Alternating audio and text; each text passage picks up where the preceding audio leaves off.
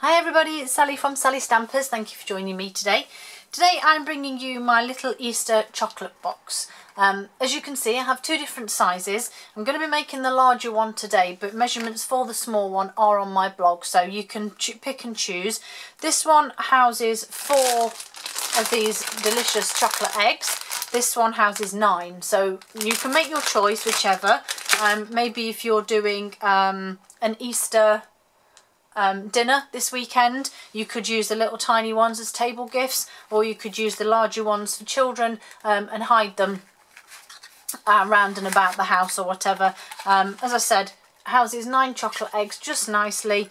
It's got the bunny stamped on it, and then we just have the vellum sleeve that just goes around it, although every time I try and do this it takes me forever to put it back on. There we go, and this one's done exactly the same. So like I said, I'm going to show you how to make the larger one. So I'm going to do this one in Blushing Bride. I'm using A Good Day and these beautiful images here. So I'm going to go with the bunny, again, just because that's the one I like. Popping him on my C block and going with tone on tone ink. I'm just simply going to randomly stamp the image all over the cardstock, just so that it's not as plain when you come to fill it up, because it can be a little bit plain and boring if you just left normal card. So just randomly stamping, and this, would you believe, is the bit that takes the time, because even though you're randomly stamping, you're still actually being relatively mindful of where you're stamping your images and which way the rabbit's going.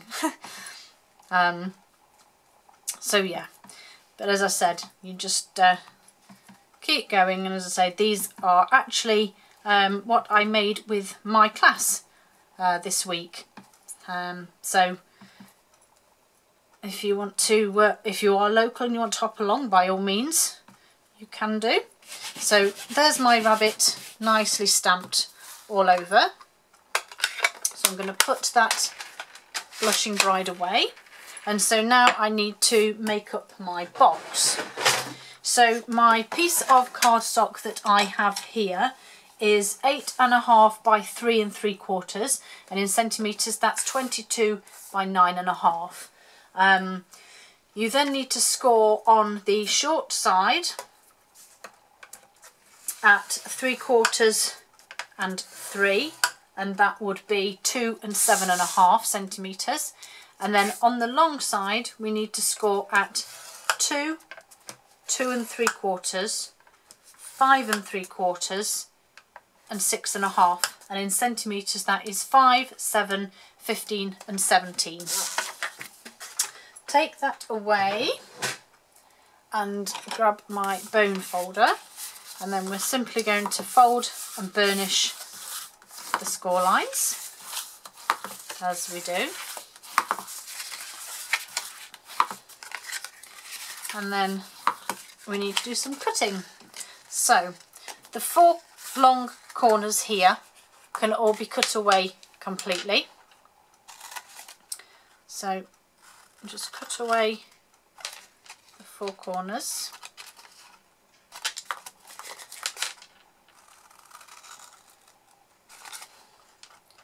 And if you're clever enough, you can do that cut at an angle, because that's going to be a little wedge.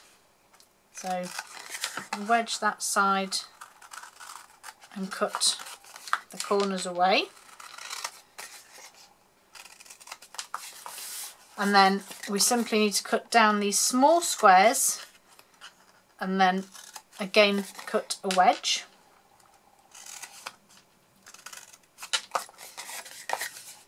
And then the same on the other side, just cut down the side, create that little wedge out of your tab. So there we go. So that's that bit done. So you should have something that looks like this. And then we simply want to put some adhesive on these tabs here.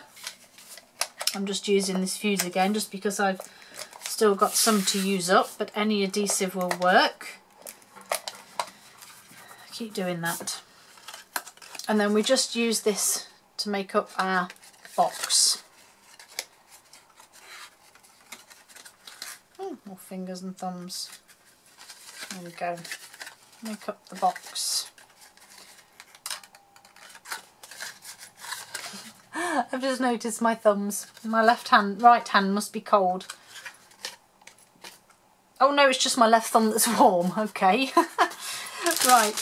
Add the chocolate egg, which is always the fun part. 1, 2, 3. Let's go with some different colours. 4, 5, 6, 7, 8, 9. So add my chocolate eggs. The idea was that you had them 3 by 3. Okay, and there's your little box. So now we need to make our wrap, which I've used vellum, and this is 6.5 by 3 inches, which is 17 by 8 centimetres. It's basically the depth of your box, and then enough to wrap round with enough to have some overlap. Now, I have tried and tried numerous times to work out measurements so that you can score and fold, and it's never worked. And this is the only tried and tested way that I can ever do a wrap around a box. So I simply pop the top on the box here, and then I just fold one side that way and give it a little crease, and then I fold the bit underneath, giving it another crease. Just make sure that you keep these edges straight and level with your box. Then likewise you do the same on the other side, fold and crease, and then when you take them off you've got your creases, and then all you need to do is just reinforce them. So fold it over, make sure your sides are equal and straight, and just simply use your nails to fold it. You can use your bone folder if you want. I find it just as easy to use my nails, plus it's already in my fingers and I'm giving it a good grip, so it's not going to slide anywhere. And then likewise again, just fold that over there and crease it. Double check by just popping it back on your box, and it should fit nice and snug, and then you just have that very small bit there to overlap. So I'm going to use some tear and tape on this one, just because I want a nice clean line underneath, and it doesn't really matter which side you put it on. So I'm just going to pop it, and because the overlap is quite narrow, I'm going right to the edge just to make sure it looks nice and neat. Trim that off. And then I do actually take this off and then put it on my box, because otherwise you're fighting with the box and the vellum and the tape and it all becomes too much. So just pop this on, spin it over, remember where your tape is and which side's adhesive, and then we just wrap it round, again lining everything up, and just pop it on there. And there you have your sleeve. So now we want to decorate it. So I've used lovely double stitched ribbon, because this one was in Daffodil Delight, and I'm using the Blushing Bride one for this one. And again, you're just simply wrapping it round. You don't need any to overlap, so you really don't need a lot. And again, back in with the tear and tape, as I find this the best adhesive for ribbon. And again, this is a bit of a judgment call, because the tape is just a fraction bigger than the ribbon. If you put it on and you manage to get it in a straight line, which mine's now not doing, you should be able to get it on without having too much of an edge. I don't know if you can see there, it's just started to come, this side's not too bad, but it's just starting to go off centre.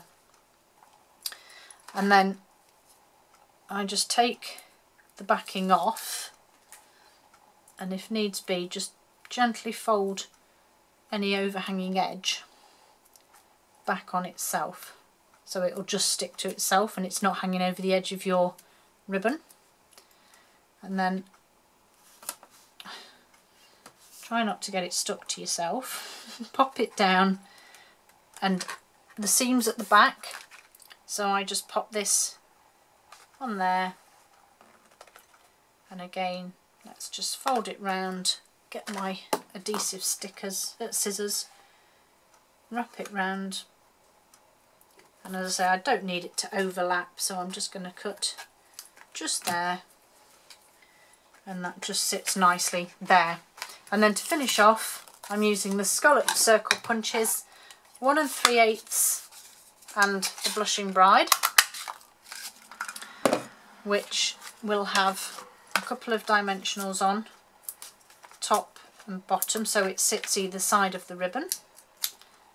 Just take that off and pop it on. It's actually not very central, is it? It's a bit low, but never mind. And then on this piece of white, I'm just coming in with my basic black and my rabbit image. Stamp that. Just give my stamp a quick clean. 1 1/8 scallop circle punch is just the right size, although my card's a bit small. Just the right size for this lovely little rabbit. Let me do my little trick. So I've grabbed a little bit of a post-it note. It just gives you an extra piece of card to play with. There we go.